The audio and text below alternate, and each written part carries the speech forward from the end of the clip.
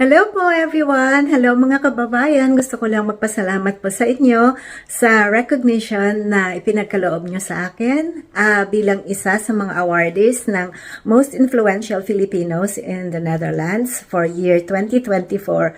Syempre, hindi ko po ito inaasahan sa dinami-dami po dito ng mga Filipinos na active na tumutulong din sa ating iba't ibang community. Ang sa akin pong maliit na contribution bilang isang Zumba instructress dito sa Holland at isa rin pong negosyante at isang active na supporters po sa mga charities. Gusto ko lang pong ipaalam sa inyo na ang aking intention is to inspire, maging mabuting membro po ng ating community at ito pong karangalan na ito pong recognition na binigay ninyo po sa akin ay isang malaking bonus at malaking syempre karangalan ulit.